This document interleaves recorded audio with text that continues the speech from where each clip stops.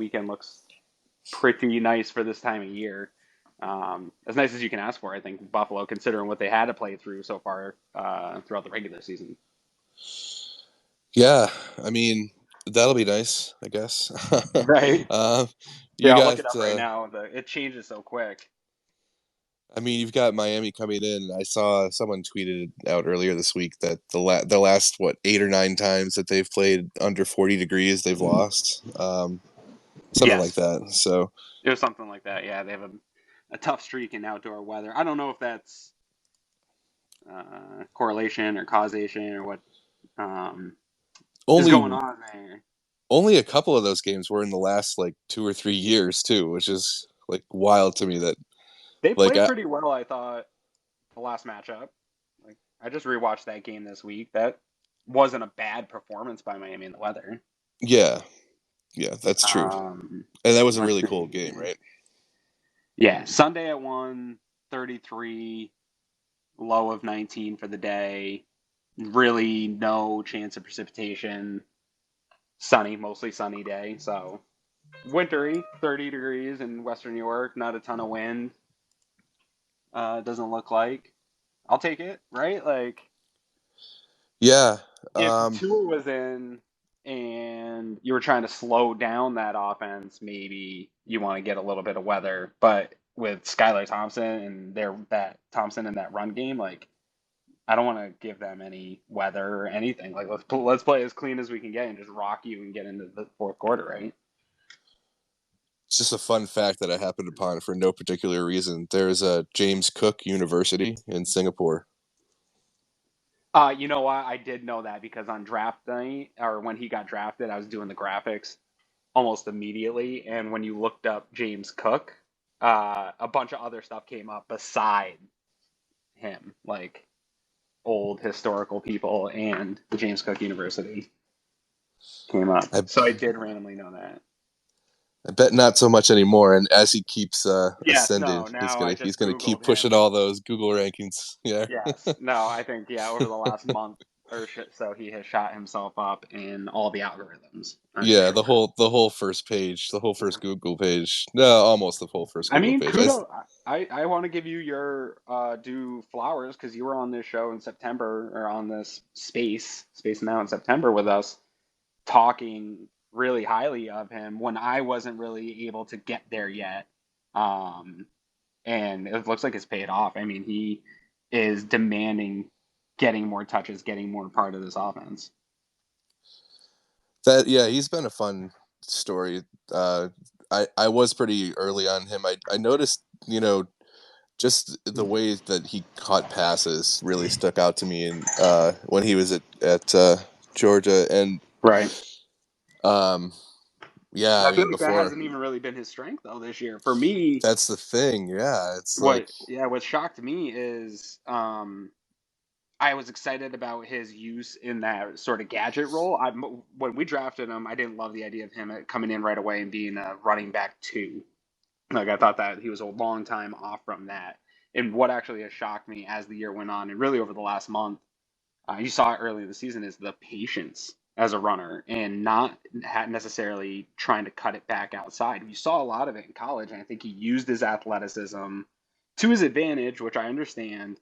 And in the NFL, you don't necessarily aren't able to do that in the same way. Like you can't just bounce it outside. You really got to have vision. You really got to play angles, and he's shown more of that than I anticipated seeing. So kudos to him. And I think that to me, the biggest shock is like how good on the NFL level he looks as a running back at getting to that second level. It's great to have that speed, but if you can't get in those one-on-ones, it doesn't matter. If you can't bust 15-yard plus runs, who cares? He can. He's shown it.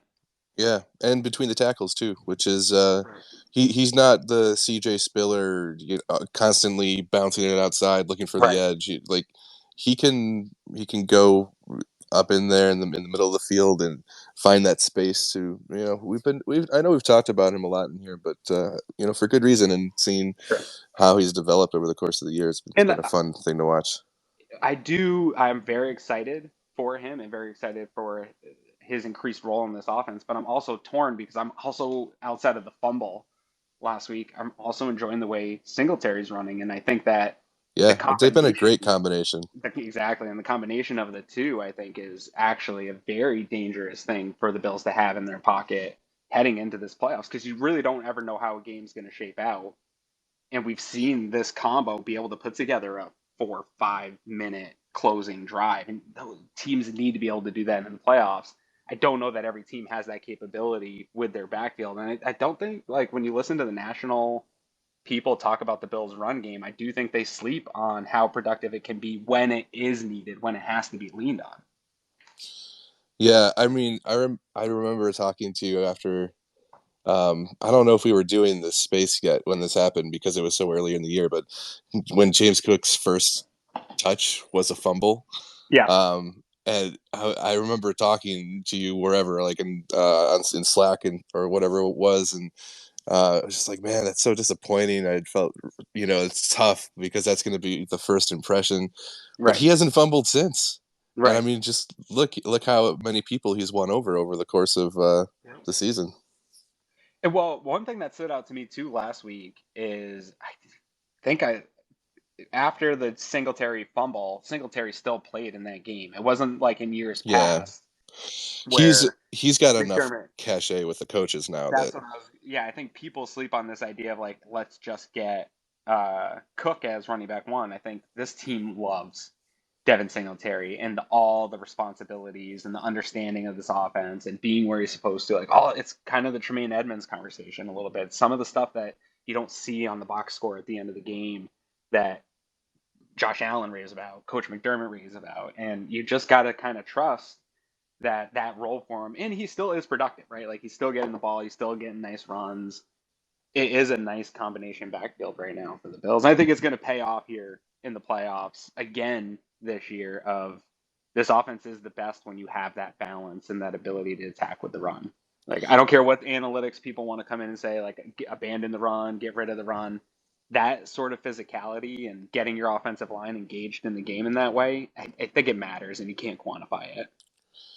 it does. Yeah, and it wasn't the flashiest play against the Patriots. It wasn't an explosive play, but it was a big situational play. I know we talked about it offline earlier. Tell the people about that 3rd and 1 last week when that Singletary Oh, converted. yeah, you guys were on the YouTube. Eric randomly went live on YouTube with you and Kevin Masser, and you guys were talking a little bit about Cook in this backfield, and I had brought up that 3rd and 1 where Singletary really like took the time, sized up the defender, and just got low. When people talk about his like center of gravity and that ability, he's such a small, compact frame, it wins almost every time. And people don't think of him as a short yardage back, but when he has the ability to have that patience and find a spot, if he's one on one, I think he's going to win most of those matchups in short yardage. He's just a tough runner, man. He really has that, for lack of a better term nowadays, the dog. He's got that dog in him when he's running the ball. And I just think you see the two of them, and there's been a few drives recently where, in the past, it was Singletary gets a full drive, then Cook gets a full drive. You've seen here in the past couple of weeks where they're splitting, they're getting them in and out of reps, having them on the field at the same time type stuff. Like I think that there's a lot of meat on the bone for both those guys in production here coming into the playoffs. That's going to help them, to again close out a game. If you've got a close game and you're trying to keep Joe Burrow off the field, you need a run game to take 3, 4, 5 minutes off of a clock. And I think the Bills have shown me enough that I do think they can do that at the end of games. Yeah, yeah, for sure. And before we go too much further, just remind you guys if anybody wants to come and talk, ask a Please. question, give a take, just hit that button in the bottom left that says Yep, request to speak, and we'll get you on because this is not meant to be just Aaron and I talking at you for an hour. We want to get you guys involved. for sure. And I got stuff to clean up. My kids destroyed this house before school started, and I got to pick all this stuff up again so they can destroy it when they get home. It can be fresh for more destruction. Uh, so I got to mute myself once in a while here. I was waiting on some of the normal guys here. Our buddy Joe DeRosa. He might be busy at work. I see LaShawn in here. Would love to get any thoughts you got, my man. Um, Chris Seth, Cover One contributors in here. But yeah, it's been such a hard week, Chris, because like every fan inch in me is torn between just looking ahead of this game because I'm not a believer in like fans that we have to give all of our attention and focus to the week. It's just the team, and I think they will. For me, it's really hard to like get to into the actual X's and O's and talking about this game because one, you know me, I like the data, and the data is pretty muddy because of all the injuries and stuff like that. So you can't really get any type of like predictive idea of the game in that sense. And even with the film, like I watched a couple games, but it's just tough. It's tough to get up and excited for this game, especially with the carrot dangling of a potential Cincinnati Buffalo playoff game. Like that's huge, and everybody's kind of licking their chops at getting the shot at that. How has the week been for you as a fan, being part of making content and consuming content this week? Like, are you excited for this game coming onto Spaces? Are you looking to talk this game, or is it everything kind of on the peripheral of the game itself? It is such a weird week for sure. I mean, the way that things have, the people have been watching the betting line, which has been moving all over the place with all the stuff that's going on with the injuries for Miami, especially. It's Everybody thinks that should just go and just roll the Dolphins this week because they're missing Tua. They might not have their second quarterback. I mean, Teddy Bridgewater might not be able to play.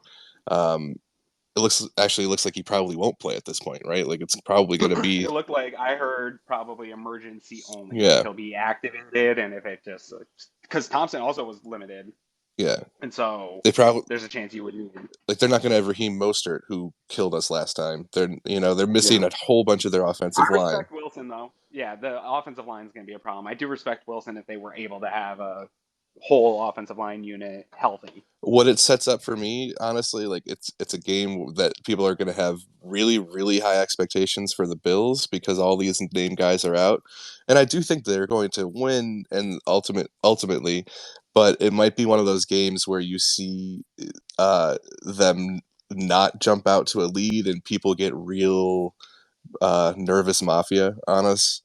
Um, so just watch out for that because we've seen it happen a bunch of times this year where the Bills are kind of slow to get going, and um, you feel like going into it that they're just going to roll a team like the Bears, for example. That's a great game. I mean, I don't know if this Miami team is as bad as that Bears team is, even with all the injuries. And the Bills struggled against them in the first half. So stay the course. It's a good team. I think they're ultimately going to win. Don't get too in your feelings if it's a slow start. Yeah, I could see it. It's not. I think a lot of fans are expecting, and Greg and I even alluded to ideas of it on our show on Wednesday that this is going to be similar to that Patriots game a year ago in the wild card on the same day, January 15th, where it's just a perfect game. You're not punting; it's just a party. That is a potential It is in this possible. matchup, Yeah. right? Like that is on the table for being another one of those.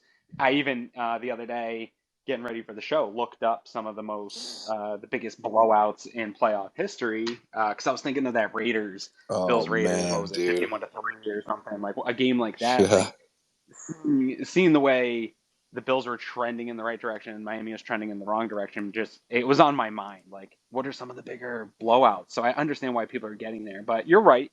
Um, that defense still has a way that they play that I don't think is the right way to play Josh Allen and the Bills with the holes they have on the defense. But if you dial it up at the right time, it's very aggressive and they can score and they can make explosive, havoc wreaking type plays on defense, and that's what you need to have a shot in a game like this. And if I'm Miami, there's a tweet here from Eli saying they're going to run a bunch of wildcat wide receiver screens with Hill and Waddle. Be prepared for that.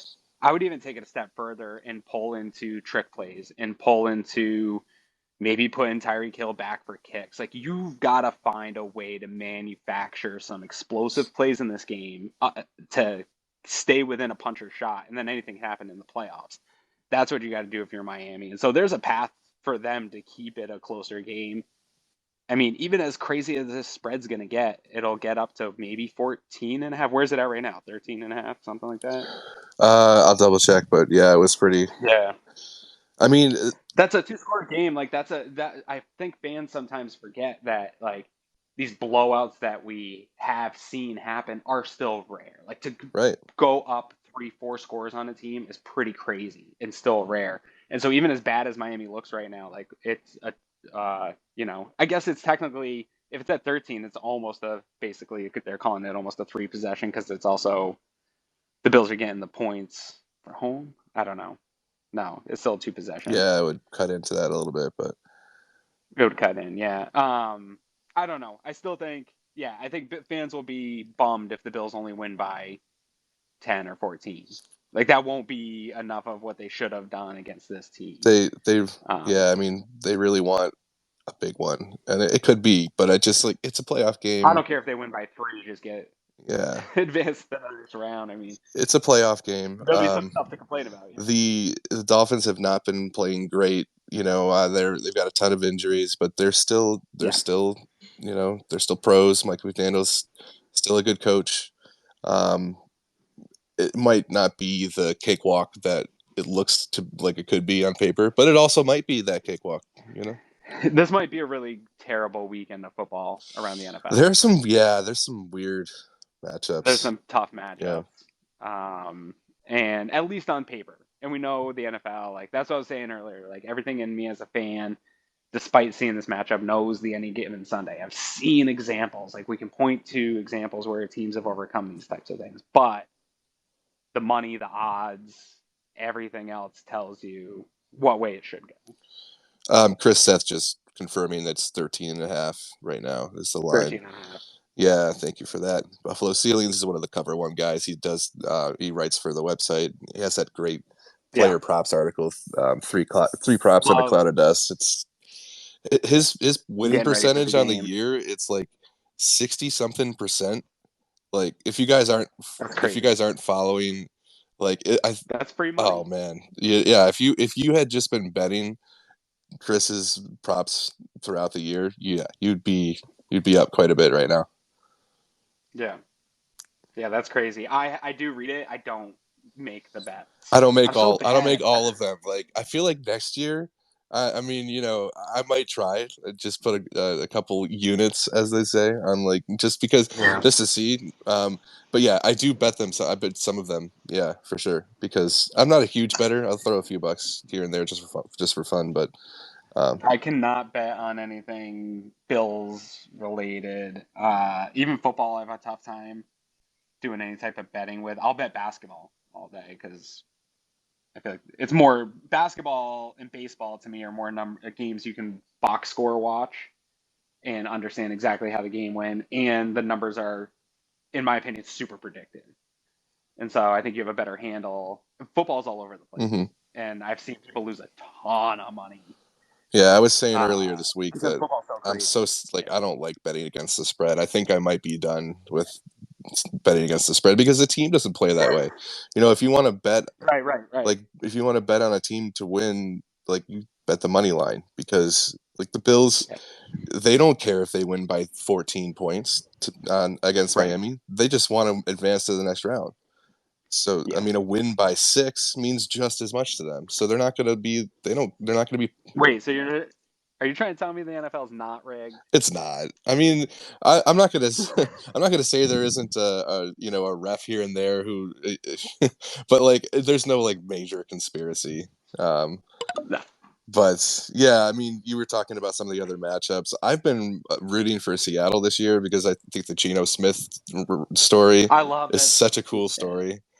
But I think it's a tough draw for them. The only thing I don't love about that story is I don't like Pete Carroll, and it makes him look like a really awesome coach to be able to turn that team into a playoff team.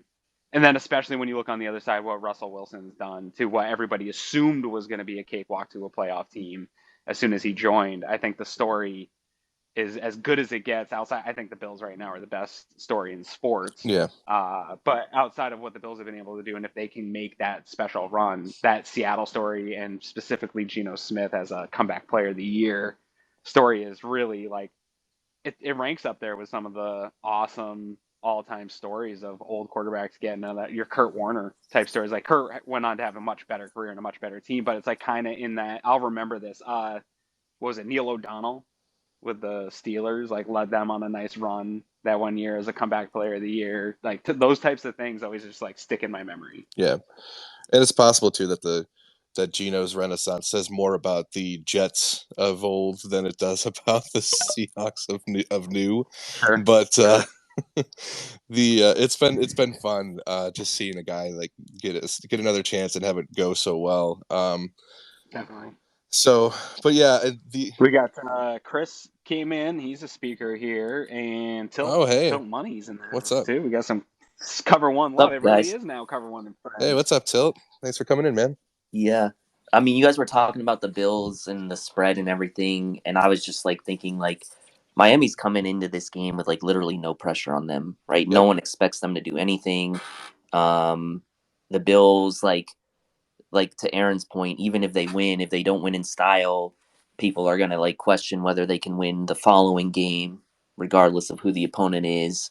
Because we've seen some of like you know the holes in the consistency with the team on offense, especially, and now with defense too, with guys like Trey still coming back and uncertainty about the safety position, obviously. And so like the Bills are kind of in a situation, at least externally from a narrative standpoint, that like 100% of the pressure is on them to win this game. It's almost no win. Yeah, exactly. You're expected to blow out. You could have the perfect game again, and everyone would be like, "Yep, you were supposed to do that." It's true.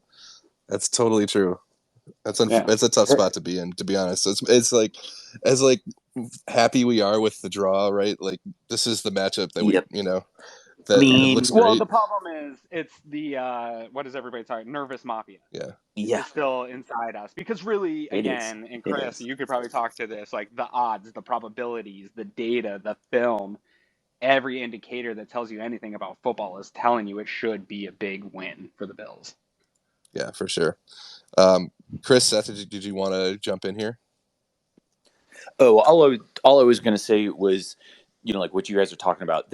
Miami has zero margin for error with this, right? Like they have to have everything fall perfect and get, 3 or 4 lucky breaks. A Tyreek Hill return for a touchdown. Whatever. But like to even really compete, considering all the injuries they've had.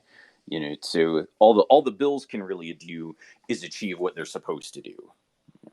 Yeah, that's true. It's going to be interesting to see how this game plays out for sure. And I think, like I was saying earlier, like don't be too upset if it's a slow start.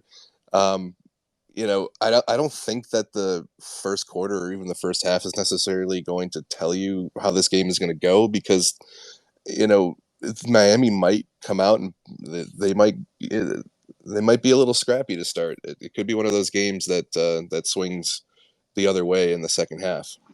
I don't believe in Skylar Thompson, but I watched some of those games and like there's a few times where he puts some throws with some zip on it, and you only have to hit on and get a Tyreek Hill or a Waddle open in space. We saw it. Like we saw a Waddle take the top off this defense, and there was issues with DeMar Hamlin, who I thought was playing well at safety, being exposed sometimes for being a young player still in this defense. And I like Marlowe. I think that is probably, in my opinion, on par with Cam Lewis, or maybe a little bit better in some of the pressure situations. But there's a chance, man. If I'm McDaniel, like we're talking about them getting this run game to get going, but I would take a few shots on Dean Marlowe and try to get him in space. And Bills are still running Dane Jackson out there. I like Dane Jackson. I think he's an average corner, but I would still attack that. Like I would still try to. I don't think it's a great path to win, to put the ball in Skylar's hands and try to win, but I do think you still need to attack some of the Bills secondary because they've shown some vulnerability this year in some of the deep plays and some of those big explosive plays. And you're going to need that if you're Miami to win this game. I mean, look at what Mac Jones did last week, and I know he threw the 3 picks, but like there was a point where he was like 13 for 15, or he was like 17 for 17 on their scoring drives, and like Mac Jones hasn't really been throwing the ball downfield this year, and he only had 11 passing touchdowns going into that game on the entire season.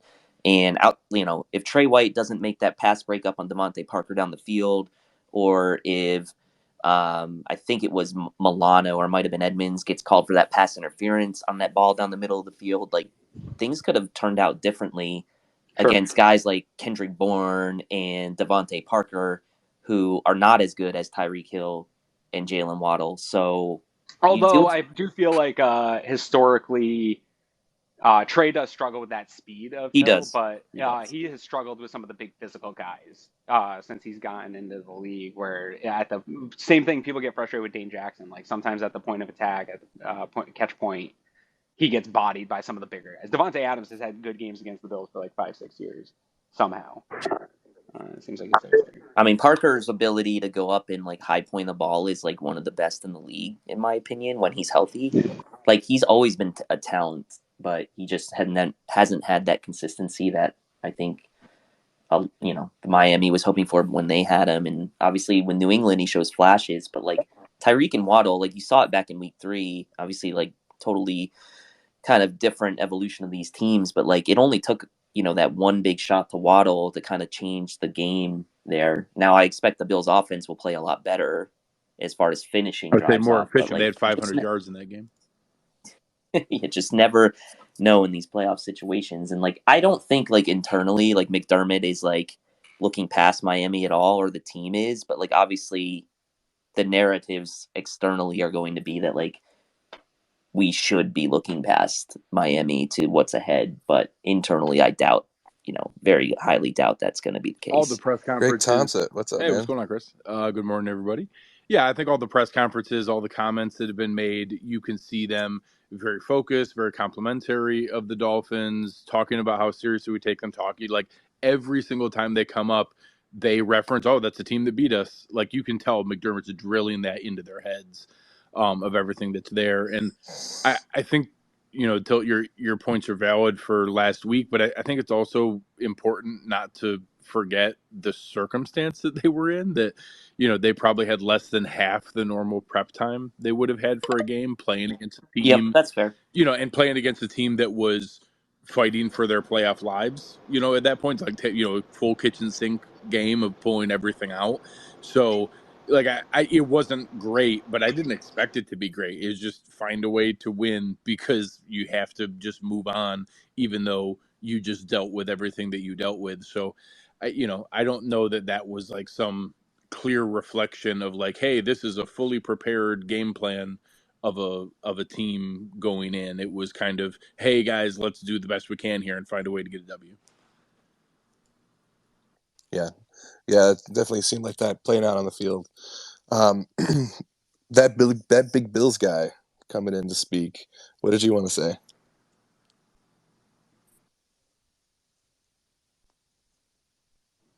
I muted your mic, so you gotta unmute yourself. Sorry, there's a little bit of feedback while Greg was speaking. So. Oh, you got me now? Yep. There you are. Okay. I think we all want to see a dog walking from start to finish of a Dolphins. I think it's been a while since Buffalo's really put it on a team, maybe since the beginning of the year. But I think they're thinking about this season now differently for all the stuff they've been through. They put that video out yesterday from Buffalo with it was focused around the lighter, but when the video where Deion started it and they said win the whole thing, they usually don't talk like that. I loved it. I mean, Josh has been pretty clear, even like when they got into the playoffs. He's like, yes, that's cool. We'll celebrate it. That's, check number 1. We're going to go out and win the division. Like, he's been pretty clear the whole time. Like, these are all cool. We've gotten these T-shirts and stuff, and that we're going to celebrate in the moment, but the goal is much bigger. And he's been pretty outright about what the goal is. And even on Kyle Brandt's podcast talked about, having something special to say to Buffalo, like visualizing the Super Bowl. And I think maybe some of that willingness to talk about it comes from that presence of Von Miller, who was very clear and open and talking about special and what they were going to do and what they were accomplish. I feel like all of the Bills, Micah Hyde's talked about why he came back. Like, I think they're all openly talking about it now. And I think a lot of it is Von put that in as like, let's have that positive realization, visualization talk in this building. Absolutely. Yeah, I mean, they got all the weapons. I mean, look, they really do. I mean, you want to compare them to Cincy. All right, fine. They don't have 2 6'4", number 2, number 3 receivers. But these guys could put 40 points up in a quarter. We've all seen it. Yeah, the ceiling of what's there, I think, is absolutely on par or better. And I think a couple of the things that aren't. It's not going to be as flashy as we don't have the combination of Chase and Higgins and Boyd and Right. different pieces like that.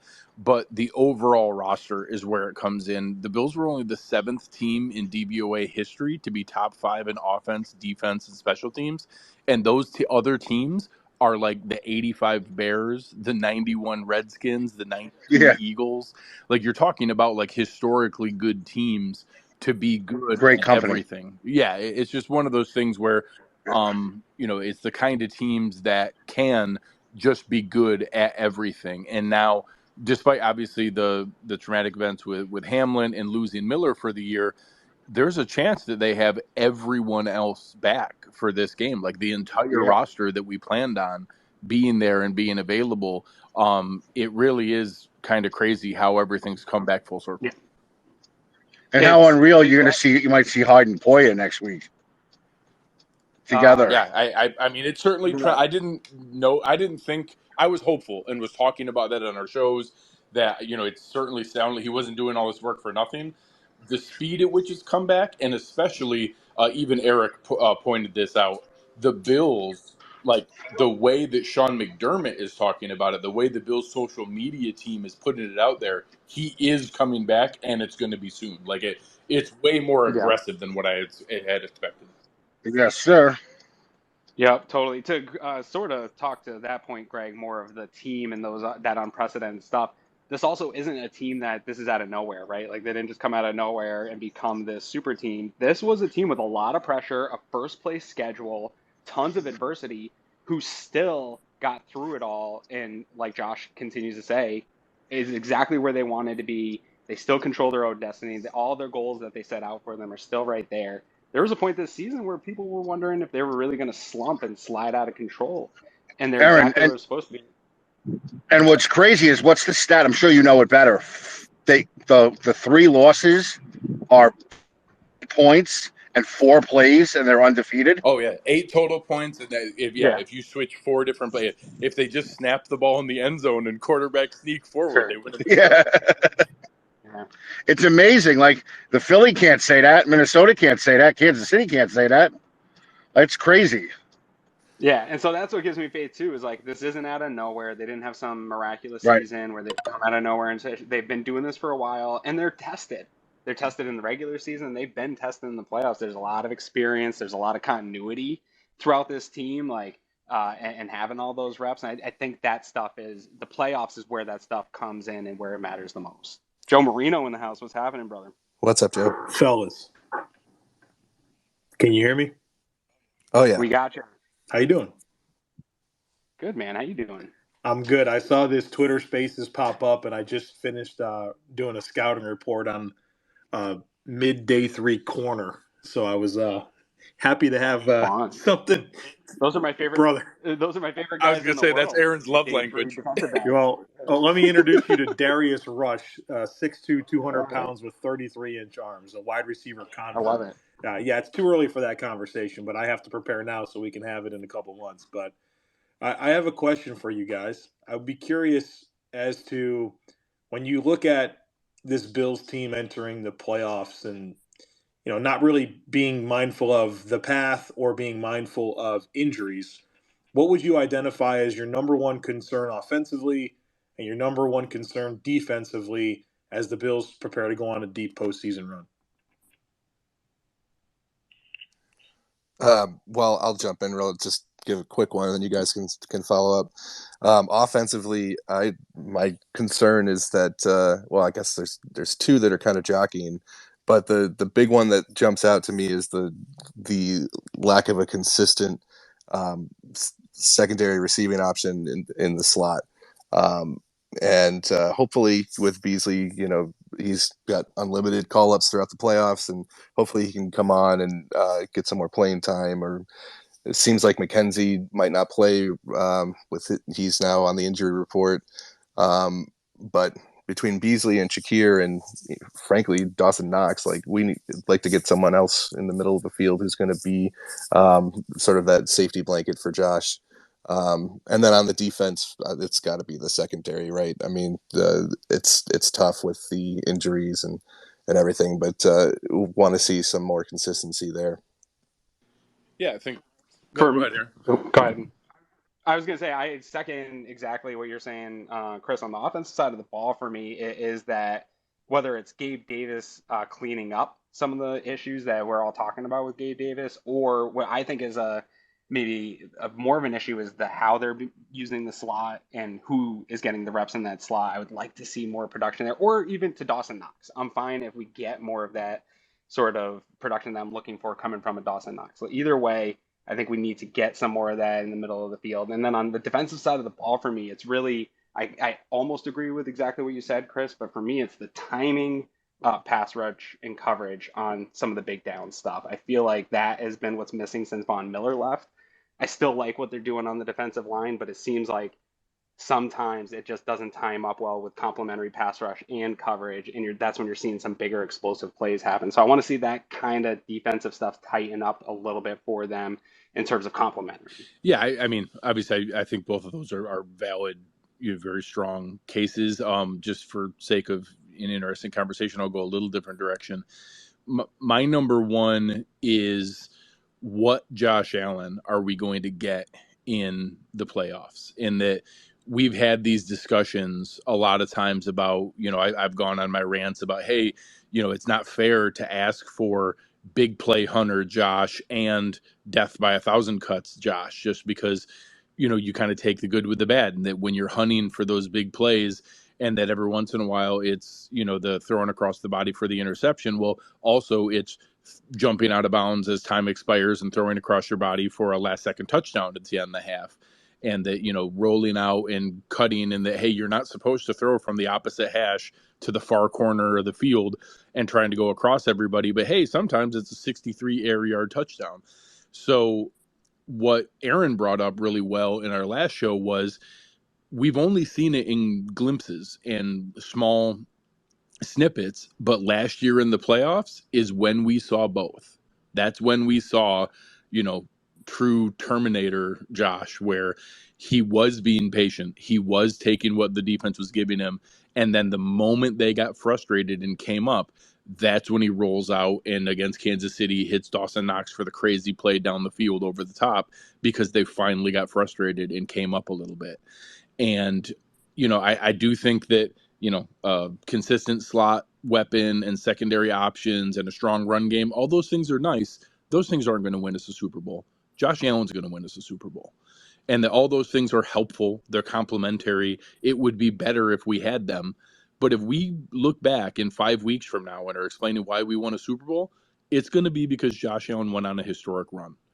And that's what we need to see. That's what we need to have, is that he finds a way to laser in and harness all of his powers and go on a historic run, because he is our differentiator and is the one who's going to make that difference.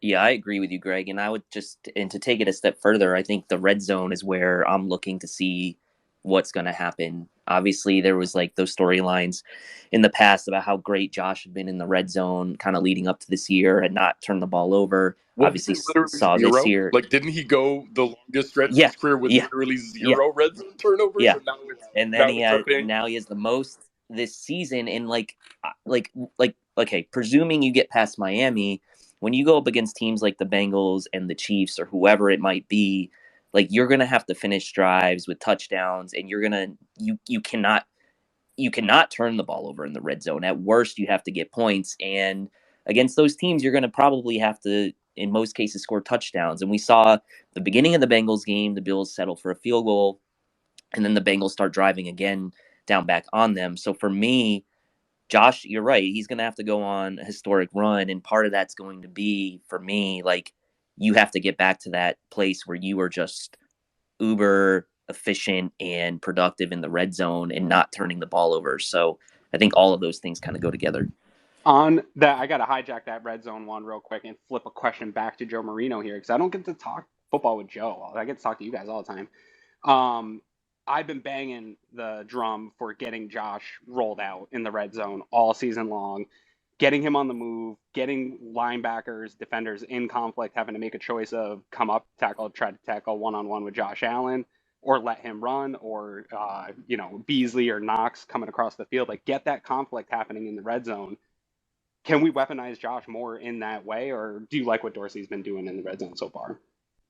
Kind of have mixed thoughts about it. I remember coming out of the Chiefs game, that was into the bye, if I'm not mistaken. I had went through and identified like every single red zone possession that didn't end in a touchdown, and like it was almost like a comedy of errors with things that were just not anything to be concerned about because you feel like it would be corrected, and then it really was. I think the Bills went on a stretch after that of like 11 of 13 possessions or something where they finished with a red zone touchdown. So I feel like my concern about them scoring in the red zone has really, really mitigated. And it sounds like you're really wanting to highlight the method in which they do score the touchdowns. And it feels like if as I don't have data or anything like that, but it feels like Josh's touchdown passes in the red zone lately have really just kind of come from him buying a little extra time and then taking advantage of the conflict that the DBs get when it comes to a scramble drill, and find somebody open and uses his arm to make it in there. And it sounds like maybe if there's more design rollouts with layered reads, that it could be a little easier, and maybe there's some truth to that. So I'm not sure if I answered your question, but I I understand. think you are. It's more like it's build it into the play versus rely. Right. And I think this is probably a big conversation about part of the problem with a lot of the data pointing to this being a top offense, and then people conflating that to Dorsey's doing a really good job, where I think a lot of the offense is dependent on, okay, stuff's breaking down, Josh, go do some special stuff, right? So let me ask you a question about that, right? So if you're scoring a high percentage of touchdowns with Josh doing that, do you worry that if you do set it up for him to roll, that if that's not there, you kind of take away from the off-script ability? Like maybe there's a relationship there to be concerned about. Yeah, is it similar to? Yeah, I don't know. That's more of a philosophy talk, right? Yeah, I mean, you get into the idea of his when you look at the numbers of his designed runs versus his scrambled runs, and that the reason some of it happens better, more organically, is because it's taking advantage of the duality of the defense, and that not this. I just talked about how Josh can stop and pivot and throw all the way across his body across the field, but when you do the rollout, you do kind of turn it into a half field read, and you do turn it into the flood concepts. I agree with everything that you said, Aaron. And just as we were talking through it, it made me wonder, like, well, I guess, is there a downside to that? Or I don't know. There's always the downside. It can always be worse. I just think in my mind, when I envision like Josh Allen rolling out, and I often, when I think of that, I'm thinking, how does a defensive coordinator cover this, right? And you just get these guys. It's the same with Patrick Mahomes. I do the same thing. I mean, they just have that ability to flick it, behind a defender, that type of special stuff that still makes them who they are. But to Joe's point, to your point, it does cut the field in half. And if the defense does have the right call, you really scrap a play versus to the point of letting a play extend sort of organically and naturally.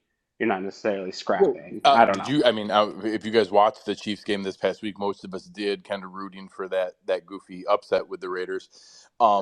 Right. And obviously we all remember when Mahomes would do it to Tremaine with Kelsey, where he would do the pump fake, wait for Tremaine to go with him, and then hit Kelsey behind him. Mahomes did the exact play that you're talking about in the red zone, rolling out. He's rolling left. He's waiting. He's staring at Jerick McKinnon the entire time, but he's running towards the end zone, and he's pump faking and literally just daring the linebacker to say, "Hey, pick one of us, because if you pick McKinnon, I'm going to keep running." And as soon as the linebacker took one step towards Mahomes to the corner, he just lollipopped the ball to McKinnon for an easy touchdown. And it's exactly the play you're talking about. Yeah, it just puts too much conflict.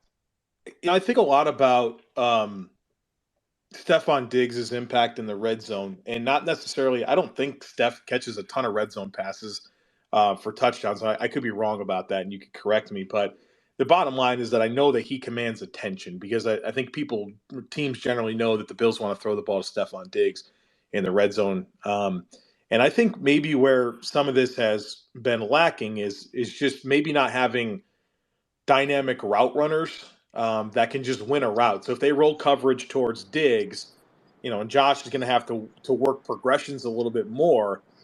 Having guys that can uncover quickly, right, is maybe something that's missing from the offense. And, I think about the beginning of that Bengals game, and I thought it was a beautiful play where Beasley wound up not catching the ball, but it was like, wow, you did this thing here where you were able to isolate Beasley one-on-one and give him a choice, and then he got open, and Josh put it where he had to. It was a little bit of a tough throw and catch to make, but, like, that was something that excited me about how that route running and that ability to quickly uncover will, lead to a little bit easier in the red zone. And so what I'm hopeful is that the Bills use this full complement of receivers that they suddenly have with Beasley, with being able to call up John Brown now that Beasley's on the active roster and maintain that flexibility to go with Diggs, to go with Knox, who, like, that route that he ran against Miami for the touchdown was gorgeous, right? Like, being able to tap into your route running a little bit more, I think is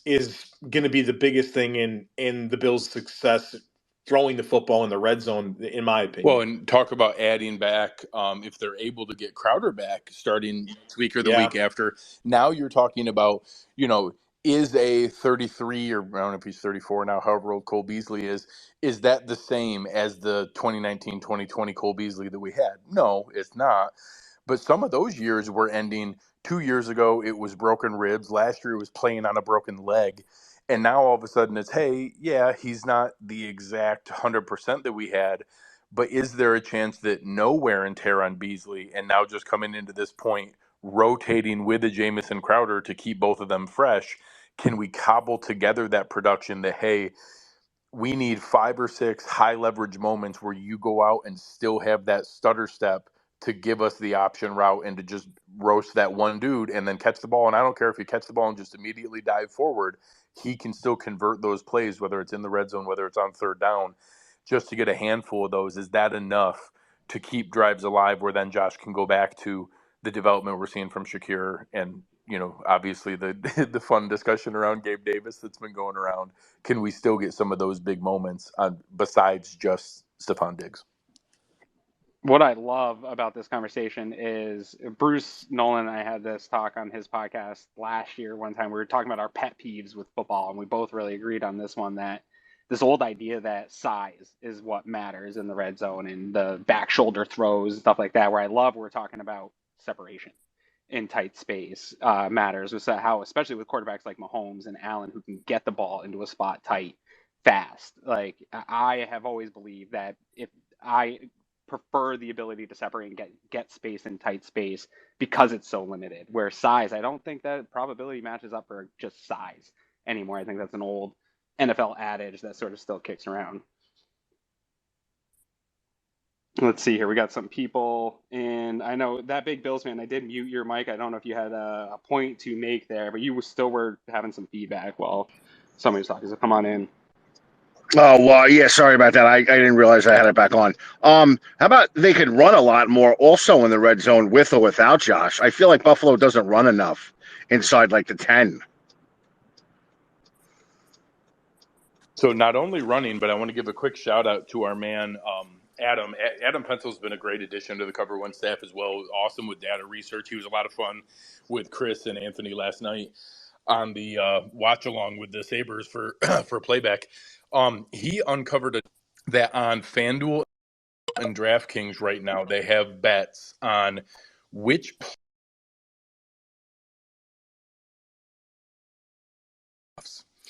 and it's all the normal things. McCaffrey's up there. Josh Allen's actually pretty high. Singletary, Miles Sanders. It's going to be the logic of, hey, who are the Super Bowl favorite teams and who are their leading running backs? So Isaiah Pacheco's up high.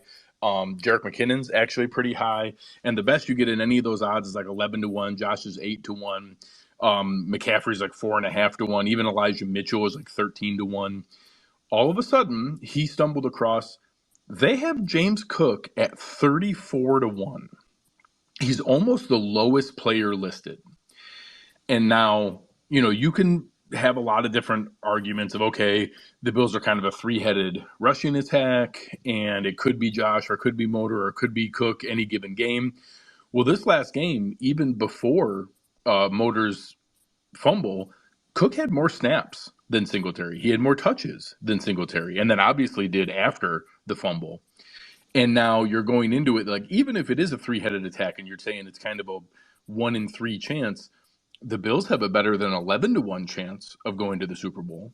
And now all of a sudden you're talking about, if we have maybe a good 4-minute drill, kind of run the clock out end of the game against Miami, and someone's able to build up a little bit of a yardage lead, and you're now getting to a point where you're just kind of putting a bet on, they'll tell you, hey, if you want to bet on the Super Bowl, bet on the Super Bowl MVP rather than the team. Bet on, things that would need to happen for that player, for that team to win, and you get better odds. This is one of those where you don't get a lot of chances where a 34-1 long shot comes into play. I actually think it's way better odds that the chances that this playoffs get played out 34 times, that way more than once James Cook is the leading rusher. So, not a ton of money, but you put $10 on that, it's $340 to do that. I think a $25 bet was like $850. And it was just the kind of thing that was interesting, that I do think we'll see a little bit more running. I do think that we'll see a little bit more down that path, and that the prominence we've seen from Cook. Where can we place that? You can do it on BetUS. You can do it on DraftKings. You can do it on FanDuel. DraftKings and FanDuel had it at 34-1 on FanDuel and 35-1 on DraftKings.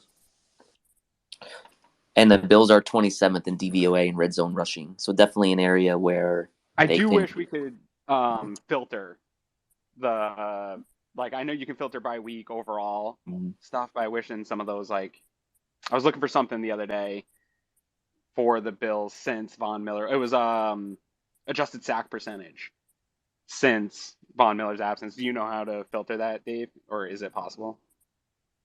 I'll give it a look. Yeah.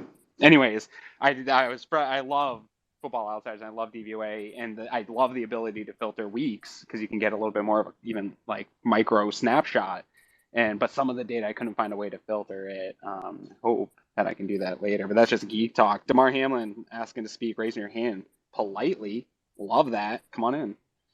What is it? All right. Damar Hamlin Stan account. What's happening? Not much.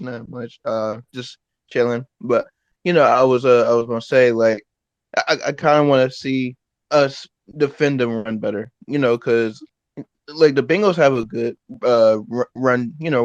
running game. So if we meet them again in the divisional round, right? Say we meet them, then I want to be able to actually defend the run. But we struggle against that all the time. So I'm going to push back on that a little bit, because I actually think the Bills are one of the best run defense teams in the NFL, and I think the data backs me up. I think the film backs me up on that, and I think if they get Micah back, it'll even be better. I think what they're going to be able to do with safeties, and getting Jordan Poyer more up and run support, I think would be a big benefit to the Bills. But I think Joe talks about tackling a lot. I do think there's some issues in tackling, but I think overall, when you look at the data, I think it defends the Bills against really good run teams too. There are so if I'm games playing too. the Bengals, dude, I'm worried about the explosive passes. They're number 3 in DVOA in rush defense. And in yardage. The Titans up in the red zone. They're number 1. Yeah, all the other metrics support it, which it supports what Aaron is saying is factually accurate. To Damar Hamlin Stan's point, I think I feel like every time you watch a positive run play, it feels more deflating. Like when someone gains 6 yards, it feels like they're imposing their will on you. But if you think about it, if they had just done a little crossing route to a slot receiver for 6 yards, you'd be like, oh, good, it was only 6 yards. So you have to kind of keep those prisms in your mind that a run play isn't as deflating, even if it feels like it is in the moment. Recently, Miami ran all over the Bills. And if they would have stuck to the run, they probably would have had a better chance. I'm 99% sure that's what Big Rat wants to come on and say. Yeah, come on in. Hey, thanks for letting me on. Kind of cool being here in enemy territory. It's a lot of fun. Yeah, that is what I was going to say, but also that Raheem Mostert is probably not going to play in this game. And Dolphins fans have been saying that Jeff Wilson is not the same kind of runner as Raheem. I know they're both viewed as Shanahan backs. They both know the system. Jeff Wilson frequently hits the wrong hole. He's a very physical back, but he's not as fast as Raheem, and he doesn't make as good as decisions as Raheem does. So I think despite the perception of running backs, Raheem Mostert not playing in this game is going to be a big deal. I don't think the Finns are going to be able to run for 100 yards without him playing. So I get his point because the run game was big in the last game that we played you guys, but I don't expect it to be a factor. I do think Yeah, that. Sorry, I'll let you go in a second here, Chris. There was a path where if Mostert and Wilson were both playing, I wondered if they were going to try one of those, like, you know, the wind game where Mac Jones threw the ball three times. Would they just try to literally purely run the ball with like everything that McDaniel has in his bag from the run game coordinator days with the Niners, like pulling out every stop? I wondered that, but I don't know that you can pull it off without the two of them. Yeah, and I was just going to say, I think that what happened last time against the Dolphins with Raheem having the game he did, it had a lot to do with scheme and just the Bills kind of scheming against those two alpha receivers that the Dolphins have and kind of allowing Miami to run more than it's tough to watch as a fan because you watch that game and it's like, why can't they stop him? Well, they're playing off a little more. They're trying to defend the Tyreek Hill and Jalen Waddle.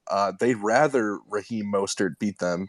So it's kind of like it skews perception a little I bit. do think you're right in that, and there was another thing that went in there, and I had to take my L on this. Dan Orlovsky put out that week of how he would attack the Bills is running at Taron Johnson, and I was like, "You're an idiot! Like, who would come out and say That's something like absurd, dude?" Taron Johnson. It is, but that is exactly what they did with success because, to your point, they were so trying to keep those explosive plays down. I think it spreads out a little bit that middle and puts stress on your team. And Taron's great run defender, but if you do get a big body on him in space, it is tough. It is a mismatch. Well, and they were able to do that and create some space in this Bills defense. And that's where you saw, to Joe's point, is where you see the missed tackles come up. Missed tackles in a tight space creates havoc. Missed tackles in open space leads to Dalvin Cook touchdowns, right? Like, and so that's where I think you saw some issues in how the Bills defended the run last week or in that last match. I wish I could credit it because it was a really good breakdown, but they showed it was from the Dolphins game.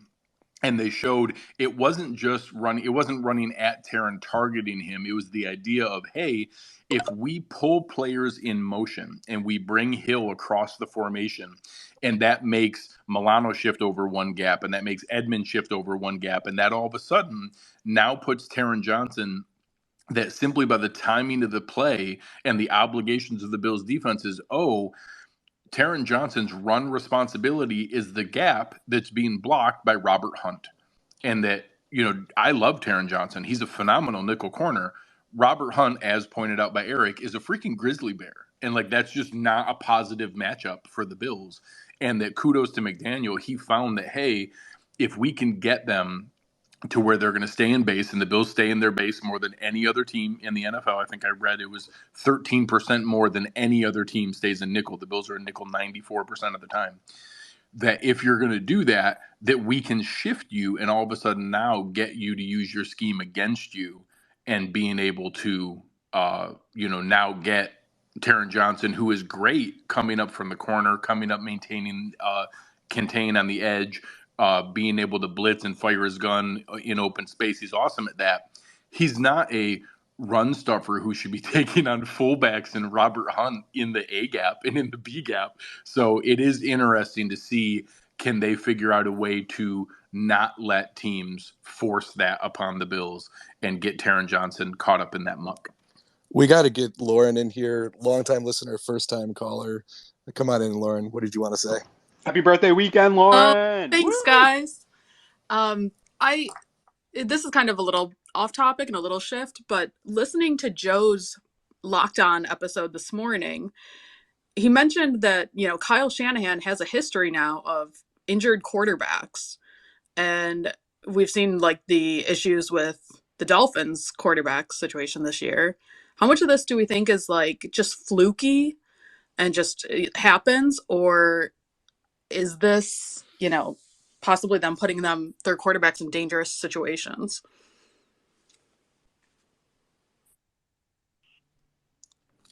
I guess I have to jump in here. Go ahead, Joe.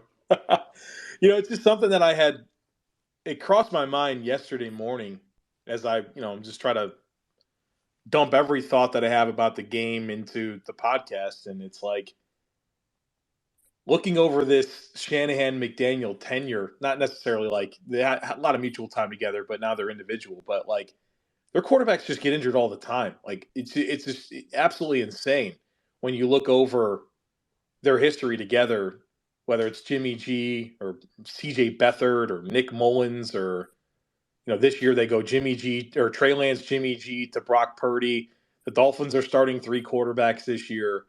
There's just a big enough sample size over a long enough period of time that makes you just say, what is going on here with these Shanahan quarterbacks and them being injured? And I talked to Dr. Kyle Trimble about it after we recorded last night. And I was like, man, he's like, I'm not sure that there's a whole lot to glean from it. But like, if you get some time to think about it and poke around and just ask questions like, what is this about these Shanahan quarterbacks / McDaniel quarterbacks that are just always getting hurt? And it's not necessarily like athletic guys. I know Trey Lance is certainly the outlier there in terms of athleticism, but they're all injured. And I know Tua had injuries before, he was with McDaniel, but I mean, Teddy Bridgewater gets in there and he's hurt. And it's just Joe, it's just a lot, man. I know I don't know if this is part of it, but you and I have both talked about this. We've heard about it. We've talked about the data that supports it, that pocket passers playing from the pocket is more risky than quarterbacks outside of the pocket and on their own and able to protect themselves. And we see more significant injuries happening in the pocket, guys getting hit, heads bumping off turf, shoulders getting driven into the turf, those types of injuries. Less athletic guys that teams want to play from within the pocket maybe are more susceptible to some of these bigger hits that cause injuries. Or offensive linemen rolling up on your ankle, it happens all the time. I mean, that's good. That's honestly good insight, man. Like none of those guys really move. They don't really protect themselves well. And I think you could be onto something. And knowing that, like as a defense, you have to get quick pressure because they get the ball out so quick. Like Aaron, that might be it. But I mean, Tom Brady never gets hurt. He throws the ball quicker than anyone in the world. Or even the other way, those guys who are the more athletic guys, that are used to avoiding those hits and things like that.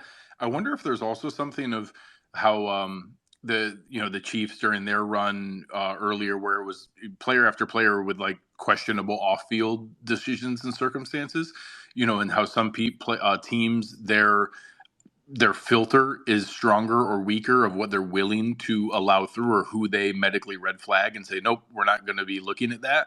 I wonder if there's just something with their identification that they're willing to take more chances on players that other teams are more questionable about with their frame, with their size, with their injury history.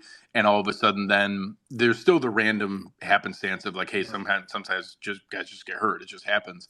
But you look at, what happened to Josh Allen earlier this season.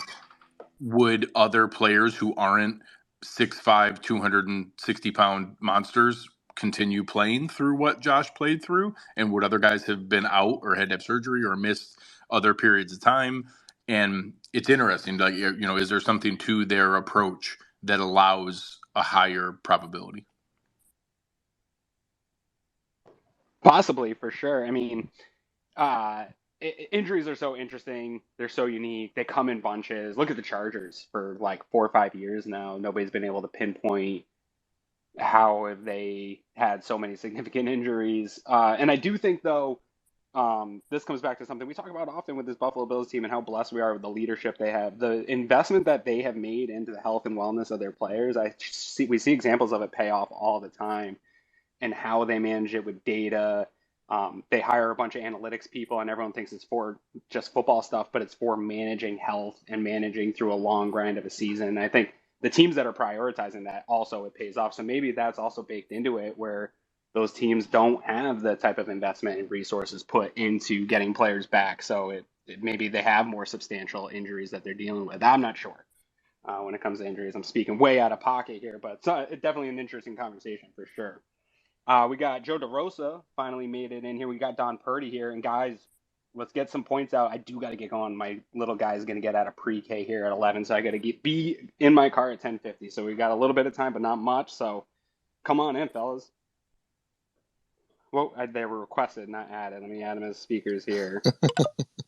There's so many people as speakers now. As they're signing in, thanks for joining us, Lauren. I know you've been listening all the time. It's cool to get a chance to talk to you for a minute there. Can you just can you say your last name for us real quick? Because I'm always worried I say it wrong. You have nailed it. It is Oubre. It's like Kelly Oubre. It's like Kelly Oubre. Okay, cool. Yep. Yeah, awesome. Sean, what's up, man? Hey guys, how we doing? Pretty good, pretty good. Excited for this game. Absolutely. Likewise, I'm actually making the trip up tomorrow night. Greg, thanks for your words of encouragement the other day via Twitter with my 7-year-old. Hauling it up 7 hours. I'm going to leave on Saturday night about 2 a.m. and hope to get to Orchard Park by about 9. Get some breakfast and then be on our way. So the question I have right now is pertaining to basically the segue from the regular season to the postseason when it comes to schematic / like play calling and the validity behind, is there really any sort of weight behind, things being kept secret or things being kept on the docket, transitioning from the regular season to the postseason? And if so, how much of a factor that could be? Meaning, are things really held back defensively or offensively for a different time of year? And the reason why I asked that is because, you took a look at the first time we played Miami, and I'm obviously not as worried about that this time around, but you had those 2 games prior where the Dolphins played the Chargers and I believe the Niners, where the D-backs were either a combination of being more physical with their receivers or were just giving them the outside, or I should say the sideline, and really playing them tough towards the middle of the field, kind of closing off the middle to them. Whereas the Bills seem to kind of say, all right, thanks for giving thanks for giving us that blueprint, but we're just going to keep going the way that we've been going and not take a page from what you guys did. And it kind of confused me because it's like, well, why? I know they kind of preach we don't care about yards. I remember one of the defensive coaches actually saying that. We don't care about yards, we care about points. Well, the precursor to getting points is yards. And I know you can't have it, all ways, but part of me says whether it be the Dolphins, again, not as concerned as I was if maybe Tua was playing again, but particularly if they advance this week and go on to play the Bengals. I mean, is there anything that you think Frazier will do defensively, whether it be jam guys up at the line, whether it be whatever? The blitzing hasn't necessarily been getting home, but would we see different approaches offensively / defensively as we go from regular season to postseason? Really, what I'm trying to say, or are they just kind of going to continue like this is our style, this is how we play, and that's it? We keep it simple, and that's just the way it's going to be. I don't think that they in September have a playbook that is like a super secret. We're keeping this stuff special for the playoffs, which I think, I'm not saying that you're saying that, but I think people think oh, they're just saving all these special plays for bigger games. I don't think that's how it is, but I do think they evolve as they go. We saw early in the season some evolution from 13 seconds and how they played KC late and doing some different tendency breakers, and that's how you led to that in Taron Johnson interception, right? I think teams evolve from their mistakes. They self-scout as the season goes on. They have a pro personnel department that's scouting all these other teams, and if they find something going into a third matchup with a team where they feel a tendency breaker could really be a big difference, I think you'll see some leaning into it. I don't think you'll see massive changes. If you see changes, they'll be subtle. They'll be in third down situations or whatever it is. But ultimately, definitely on the defensive side of the ball, they believe in that scheme 110%. And they believe in, if the players are in the positions they're supposed to be, it's a bend but don't break. You're going to make more mistakes than we are. And I think they trust in that 100%. I think it'll be subtle changes you see, or maybe Dorsey gets into a trick play we haven't really seen out of them. Maybe one thing like that, they see a tendency that pops up. Yep. But I don't think you see him stray too far off the course. Yeah, we had a conversation about this actually earlier in the week. The Cover One and Friends that Eric Turner and Kevin Basseri were on, specifically with the offense. Whether they would have a package of plays or a couple different packages that they would bring out, and the consensus that we came to there, and if you want to go back and listen to it, it was a pretty lengthy conversation. It was really interesting, and Eric got into the weeds a little bit, but like he does, which we all love. But it's tough to think that they would bring out new stuff at this point in the year, and usually it's just wrinkles of stuff that they've already done, just kind of developing it, like Aaron was talking about. Thanks, guys. No Yeah, I problem. guess Man. it was just the defensive approach. It was a little, to me, like if you remember the way that those previous two teams, particularly against the Dolphins, I would hope maybe that would be effective against the Bengals receivers. I'm kind of happy that they go Right. from playing Hill and Waddle, then potentially, I want to stress potentially, to then Higgins and Chase. At least, we're staying on par with these alpha receivers week Quality. over week. Yeah. Yeah. But I just don't know why they did not seem to adapt a little bit. Although it worked out, we won by 3 points, but why they didn't kind of take that same approach with the corners that San Fran and I guess it was the Chargers, right? The Chargers did at that time. Right. Yeah, we've got Don Purdy's here. What's up, Don? How's it going? Good morning, ladies and gentlemen. Great show. Happy Friday. Just real quick, for those who can't get enough, we're going on at 11:30 live. Earlier in the week, and this is pertinent to your conversation about trying to cover Hill and Waddle, we had Kurt Schultz, a former Bills safety, on, and he follows the Bills very carefully, even though he lives in the state of Washington. But he talked about how is a safety to work in tandem with kind of those special kind of receivers like Hill and Waddle. And he admitted it's a challenge. It keeps you up at night. But if you're prepared and have some, not necessarily schemes, but using the sideline as an extra defender as best you can, that helps. Well, we're going to have a corner, Marlon Kerner, on at 11:30, and he's going to talk about that from a corner's perspective and trying not to leave your safety out to dry. Both of these players played in the 1995 playoff game against the Dolphins that ended Don Shula's career, and they're real passionate about the team. They love to talk about the Bills, so I just want to jump on real quick and let you know that. And if you're still have some more in the tank to listen, we'd love to have you. Chris, you've been excellent to come on with us, and Aaron, anybody else from the network and any listeners now, please join. It'll be fun. Yeah, awesome, man. thanks, Don. If the Walls Could Talk in Buffalo, great podcast. You guys should check it out. Aaron, I know Joe's been waiting. You want to come in here real quick? I see Damar, you got your hand raised again. I know people got their hands up, but Joe's got to be the last one. I got to get in the car and go get my little guy from school, so I apologize. We will be back on, I think, tonight. Greg and I are going to do another Spaces, I believe, tonight, so stay tuned. But, Joe, the floor is yours right now, my man. What's up, boys? Thanks for letting me on. Honestly, I'm not going to get anything you guys probably haven't already spoke about, so I'll let that Damar speak because he's had his hand up. I'll be fair this time. But go Bills. Hopefully I can get in tonight. And, yeah, man. Thanks for joining, Appreciate Joe. it, man. Thanks, Joe. Oh, just one last question. Do you think we'll see playoff Gabe like last year?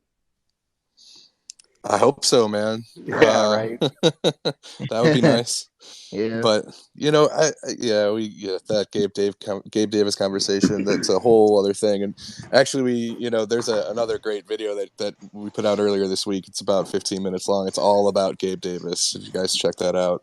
I could see a scenario where Gabe Davis starts maybe with a low production game here this weekend. Everyone's still frustrated, but I think in the end of this run, he'll have a few really big catches, the type that we know that he can make in big moments, and all will be forgiven for some of the other stuff. Aaron, I'm sorry. One more thing, actually. I did forget, just to his point.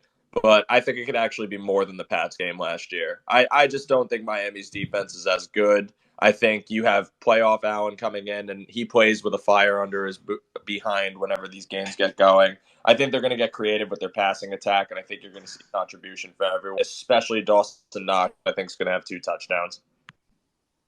Love it. This was a great space.